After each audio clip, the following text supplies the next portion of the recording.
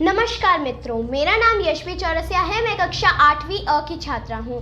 आज मैं आप सभी के समक्ष एक कविता हमारी पाठ्य पुस्तिका आरना से समझाने जा रही हूँ। उस कविता का नाम है भारत की आरती, जिनके लेखक का नाम शमशेर बहादुर सिंह है। सबसे पहले पाठ परिचय देखते हैं। यह कविता के माध्यम से कवि ने भारत देश की आरती उतारने का चित्रण किया है। उसकी जनता को गंगा बताया है, इसकी जनता के विश्वास को हिमालय की तरह अटल बताया है।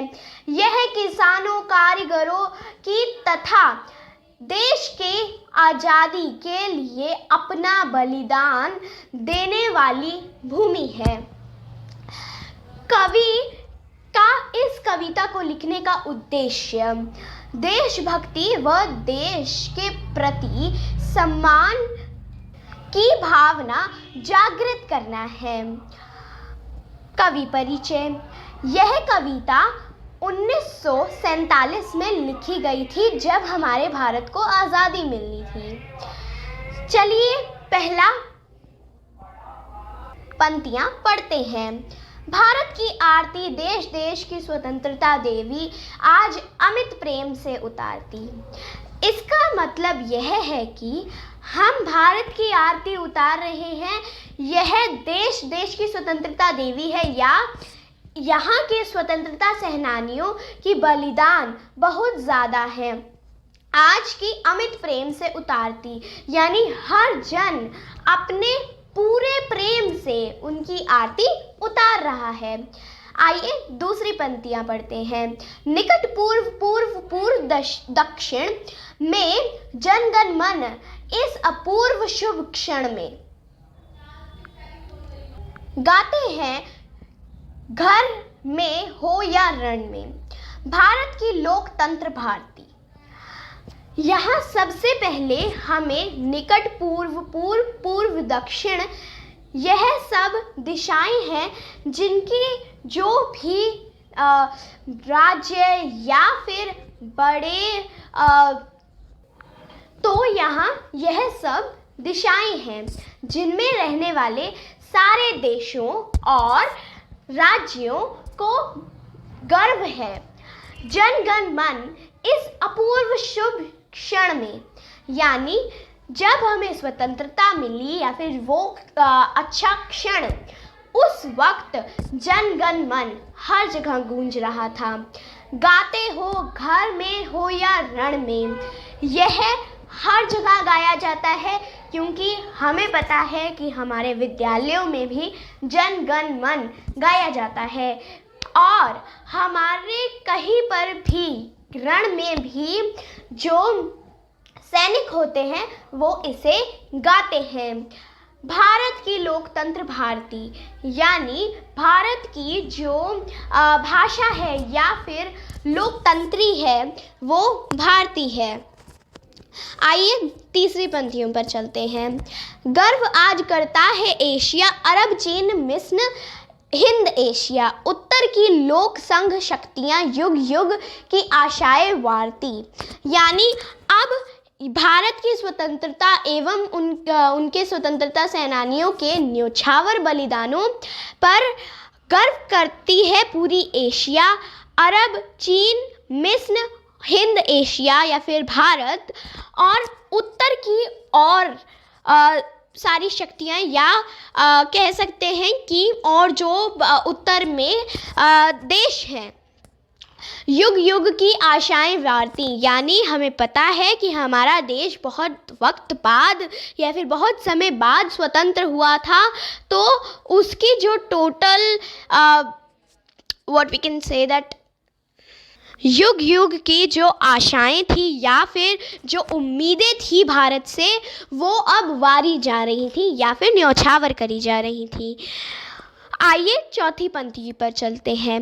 साम्राज्य पूंजी का क्षत होवे, ऊंच नीच का विधान नत होवे, साधिकार जनता उन्नत होवे, जो समाजवाद जय पुकारती। इसका मतलब यह है, साम्राज्य पूंजी यानी कर, या अंग्रेजी में टैक्स। साम्राज्य पूंजी यानी जो फालतू में काम किया जाते हैं उनको बंद कर दिया जाए या फिर वो गिर जाएं, और ऊंच नीच का विधान, अमीर गरीब का विधान न हो, और उनको जो भी अच्छी चीज़ें दी जाती हैं वो सबको एक इक्वल रेट पर दी जाए। साधिकार जनता उन्नत होवे यानी अधिकार सहित जनता को उन्नति मिले और ऊंचा स्थल मिले। जो समाजवाद जय पुकारती यानी जो समाजवाद है या फिर जो जनों का विश्वास है उसको और अटल बनाती है। आइए 5वीं पैराग्राफ पर चलते हैं। जन का विश्वास ही हिमालय है, भारत का जनमन ही गंगा है, हिंद महासागर लोकाश्य है, यही शक्तियाँ सत्य को उभारती। यानी जन का जो विश्वास है वह हिमालय है, भारत का जो जनमन है यानी जो जनवासी है उनका मन गंगा की तरह पवित्र है या बहुत अच्छा है। हिंद महासागर लोकाश्य है। लोकाश्य ये शब्द 2 शब्दों से मिलकर बना है, एक लोक और दूसरा आशय। लोक यानी लोग और आशय यानी विचार। हिंद महासागर बहुत बड़ा है जहाँ पर हर नदी जो छोटी हो या बड़ी सब नदियाँ आकर वहाँ मिलती हैं। तो इसी तरीके से जो लोगों के विचार हैं वो भी कहीं छोटे हैं भारत देश में या फिर कहीं बड़े विचार हैं। यही शक्तियाँ सत्य को उभारती यानी यही सब शक्तियाँ मिलकर भारत देश को इतना अच्छा, सच्चा और अच्छा बनाती हैं। इसके बाद 6वां पैराग्राफ। यह किसान कंकर की भूमि है, पावन बलिदानों की भूमि है, भव के अरमानों की भूमि है, मानव इतिहास को संवारती। यानी यह किसान कंकर एक जाति है जो नीच में आती थी और उसे ज़्यादा महत्वता नहीं दी जाती थी, लेकिन इन किसानों और कंकरों ने बहुत कुछ न्योछावर किया है अंग्रेज़ों के राज के वक्त। तो यह किसान और कंकर की भूमि है जहाँ पर किसानी तौर पर बहुत सारे काम करी जाते हैं। पावन बलिदानों की भूमि है, बहुत सारे ऐसे पवित्र बलिदान दिए गए हैं, न्योछावर करे गए हैं, अपनी जानों को न्योछावर करा है बहुत से लोगों ने। भव के अरमानों की भूमि है, जब स्वतंत्रता नहीं मिली थी तो हर एक स्वतंत्रता सेनानियों को बहुत अरमान थे, इवन जो पूरा संसार था उसको भारत से बहुत अरमान थे। मानव इतिहास को संवारती, और यही जो भारत देश का पूरा एक